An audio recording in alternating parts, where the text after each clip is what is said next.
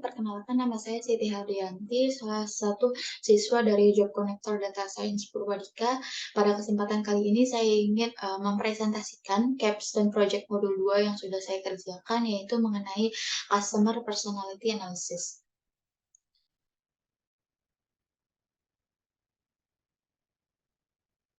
Adapun detail yang saya ingin jelaskan terdapat 9 poin, yaitu pertama, background, yang kedua, problem analysis, yang ketiga, data, yang keempat, content attributes, yang kelima, data preparation, yang keenam, data analysis, yang ketujuh, data transformation, yang kedelapan, data visualization, dan yang terakhir, conclusion dan recommendation. Pertama, latar belakang atau background dari project ini yaitu memberikan informasi terperinci mengenai pelanggan yang ideal bagi sebuah perusahaan. Dengan melakukan analisis ini, perusahaan dapat menyesuaikan rencana pemasaran produk sesuai dengan kelompok target pelanggan yang memiliki potensi besar untuk melakukan transaksi. Kedua, untuk problem analisisnya sendiri, saya ingin mencari apa karakteristik pelanggan berdasarkan kategori produk yang dibeli, latar belakang pendidikan, status perkawinan, rentang usia, dan pendapatan. Yang ketiga, untuk data yang saya gunakan untuk proyek kali ini saya mendapati dari Kaggle yang dapat diakses melalui tautan berikut. Dataset ini disediakan oleh Dr. Omar Romero Hernandez dengan total 2.240 baris dan 29 kolom. Yang keempat, untuk content attributes, di sini dalam dataset ini terdapat 4 kategori yang masing-masing terdapat detail dari kategori tersebut. Seperti people, di sini kategori people terdapat detail dari pelanggan, products untuk detail products yang dijual. Yang ketiga, promotion, ini detail dari campaign yang sudah berjalan saat ini. Yang keempat, place, di sini detail dari transaksi pelanggan yang detail pembelian. Yang kelima, data preparation, saya di sini melakukan dua tahapan, yaitu pertama handling missing value, yang kedua checking data duplication. Untuk detail handling missing value sendiri, saya menggunakan kode ISNA untuk mencari persentase missing value di setiap kolom. Kemudian setelah kode ini dijalankan, saya mendapat identifikasi missing value jika kolom income terdapat missing value sebesar 1,07%, dikarenakan kolom income ini kurang dari missing value-nya kurang dari 5%, maka dapat di-handling dengan menggunakan min atau rata-rata. Untuk kodenya saya menggunakan Vilna min, dan ini in place-nya true. Kemudian untuk checking data duplication, saya mengecek data duplicate dengan kode duplicate, dan setelah dijalankan kode tersebut tidak ada data yang duplicate. Kemudian kedua, saya cek detail per kolomnya seperti apa. Setelah dijalankan, saya mendapat kesimpulan bahwa jumlah kolom dalam dataset ini adalah 29 kolom dan terdapat 2.240 baris data. Pada kolom ID terdapat 2.240 data, maka dapat disimpulkan bahwa tidak terdapat data yang duplicate. Kolom income memiliki data kosong yang diwakili dengan 24 nilai NaN atau kosong. Terdapat beberapa kolom yang tipe datanya seharusnya dirubah, misalnya dari objek menjadi kategori. Yang keenam yaitu data analisis. Di sini saya melakukan univariate analysis, fungsinya untuk melihat datanya seperti apa lewat grafik. Lewat grafik ini saya mendapati beberapa kesimpulan bahwa atau identifikasi bahwa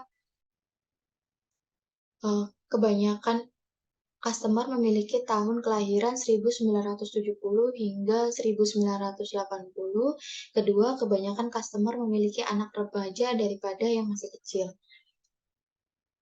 Dan bisa dilihat beberapa identifikasi lainnya. Yang kedua, saya melakukan multivariate analysis. Saya tidak menggunakan kolom Z cost contact dan Z revenue karena hanya memiliki satu unique value. Berdasarkan heat map di sini, tiap kolom tidak ada yang memiliki korelasi di antara 0,8 sehingga tidak ada data yang harus di-drop atau dihapus. Kemudian saya mengecek setiap kolom outliers-nya seperti apa. Dalam gambar di sini bahwa dapat disimpulkan bahwa kolom produk ini terdapat banyak outliers, kolom outlier dan outlier tidak akan di-drop semuanya, melainkan hanya yang memiliki relevansi terhadap analisa saja. 7, yaitu data transformation. Untuk data transformation sendiri, di sini ada 2 tahap, yaitu change format data, yang kedua checking outliers.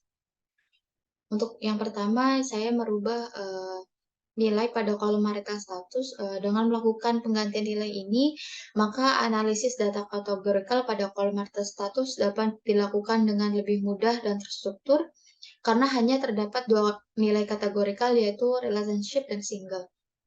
Yang kedua, sama halnya dengan marital status, saya rubah kolom education ini menjadi 2 kategori, yaitu postgraduate dan undergraduate. Yang ketiga, saya membuat kolom age, karena pada dataset tahun terbesar pada data adalah 2014, maka akan digunakan current year pada tahun 2015. Yang keempat, saya membuat kolom children. Kolom children ini penggabungan dari kolom kid home dan teen home. Yang kelima, membuat kolom number all purchase. Nah, kolom baru ini berisi nilai jumlah total pembelian yang dilakukan oleh setiap pelanggan dengan menambahkan kolom baru ini guna memudahkan analisis dan pemahaman terhadap perilaku pembelian pelanggan serta dapat membantu dalam membuat strategi pemasaran yang lebih efektif. Nah, kemudian saya menggunakan atau menambahkan total spending.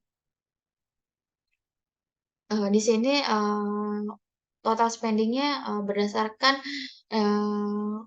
kolom total dari produk-produknya. Kemudian di sini yang ketujuh, saya mengganti kolom untuk memudahkan dalam analisis dan visualisasi. Yang kedua yaitu mengecek outliers yang ada di dataset. Untuk outliers terdapat pada kolom age. Saya menggunakan box plot di sini. Pada box plot terlihat bahwa terdapat umur yang lebih dari 110 tahun. Oleh karena itu, di sini saya membatasi data yang saya pakai hanya menggunakan umur yang kurang dari 90 tahun.